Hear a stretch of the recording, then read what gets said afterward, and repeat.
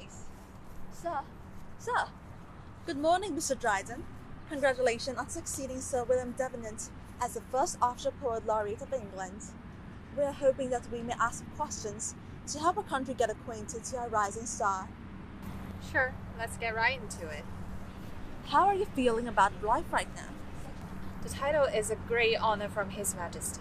I feel splendid about the position I'm in right now, and I'm really hopeful about what I can achieve at this place.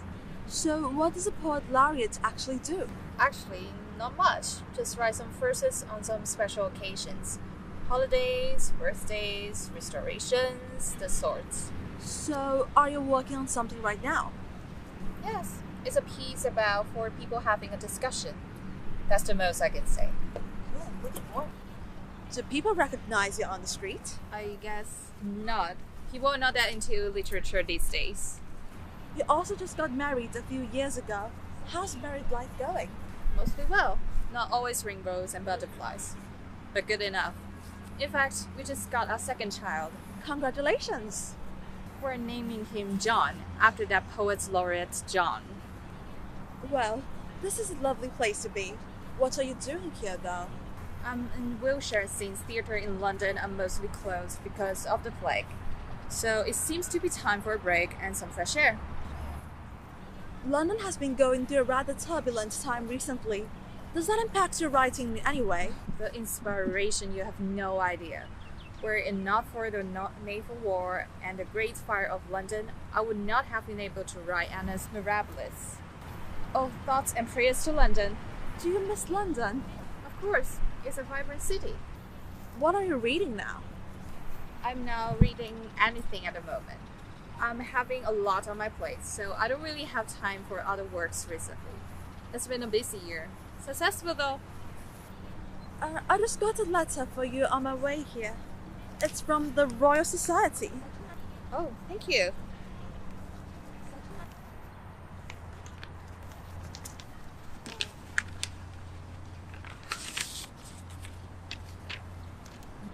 Could you share with us what's on the letter? Oh well, I may or may not have not paid my membership fee for a while.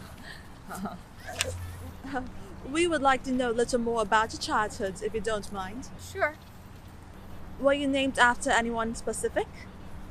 Well, I don't think it's possible to pinpoint the exact John that I'm named after, as this really is not the most original or exciting name.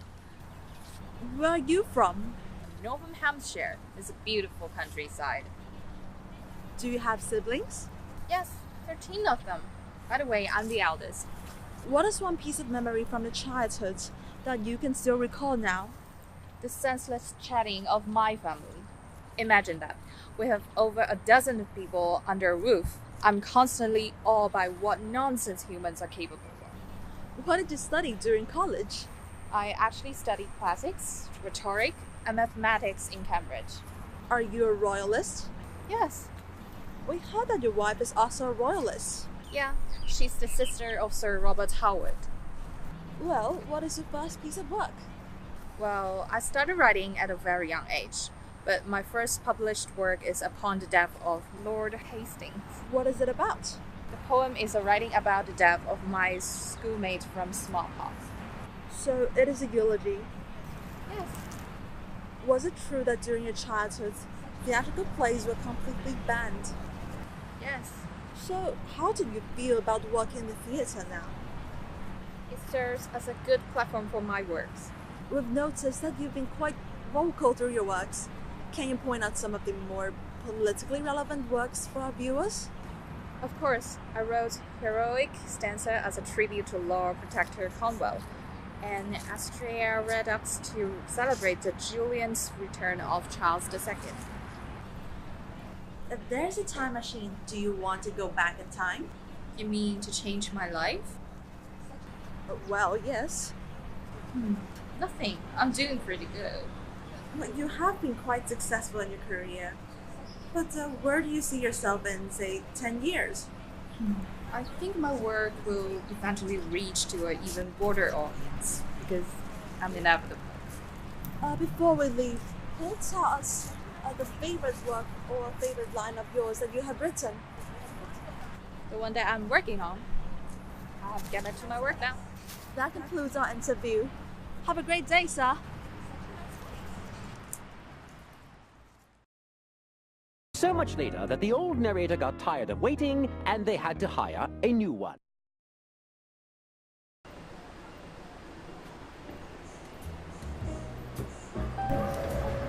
Good evening, Mr. Dryden. It's the guy from OFTA again. I can't believe that we are going to finish this now, as it has been a very long while since the first part of our interview. Has it been so long? That's crazy. I hope that you're prepared for the rest of the 68 questions. Shall we begin? Let's do it. First of all, what are you doing here in this nice coffee house? Oh, this year's I come here and chat with some young people who want to write. It's very interesting, getting to know what they're thinking nowadays. Mr. Dryden, that's an enlightening conversation. I really look forward to meeting you again. We heard that you were attacked a while ago. Yes, I was set upon at Rose Alley, behind the Lamp and Flag Club. But it's not like it was a surprise. I always knew that there were people out there who were against me. How bad was your injury? I would say it was lucky of me to have survived. I thought that I had met my end. Do we know who your attackers were? Unfortunately, no one has claimed the rewards I offered for the attacker's identity. People are saying that the Earl of Rochester might be behind this. Do you think so? I would say it's possible, since I just published an essay upon satire before this. Are you going to tone down on politics in the future?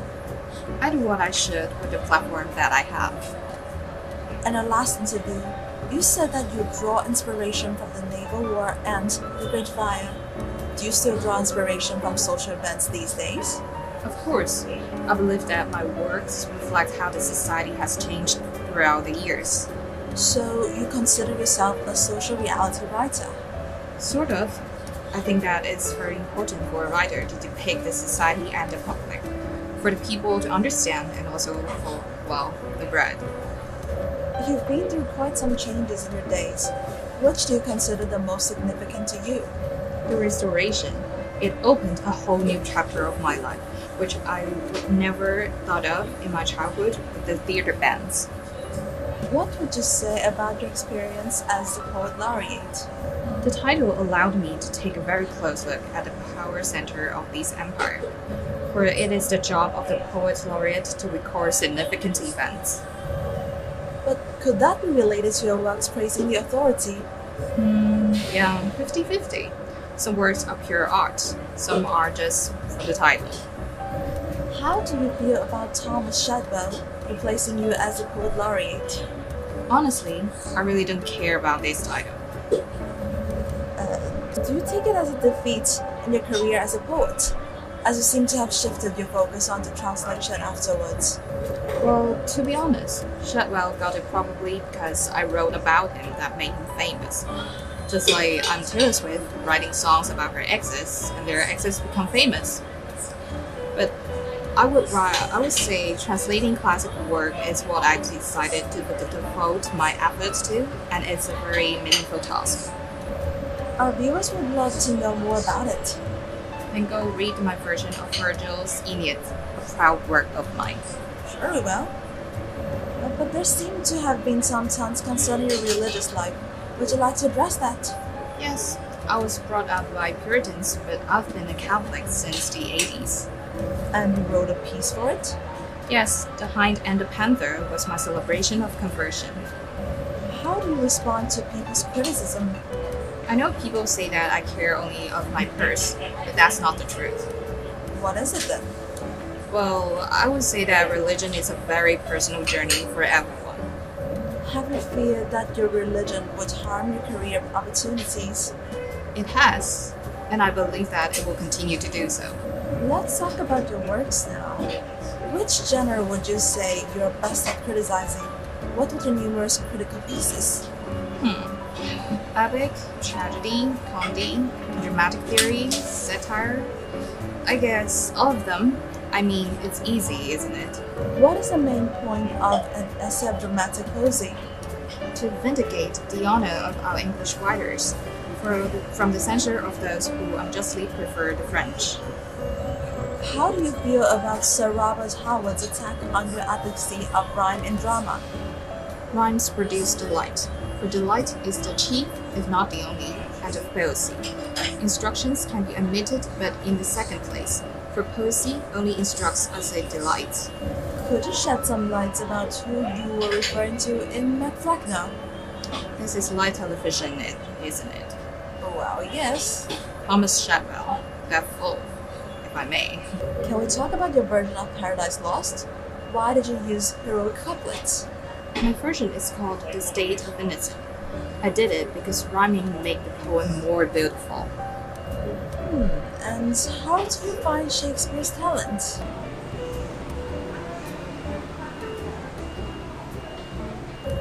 I think he was a very talented playwright.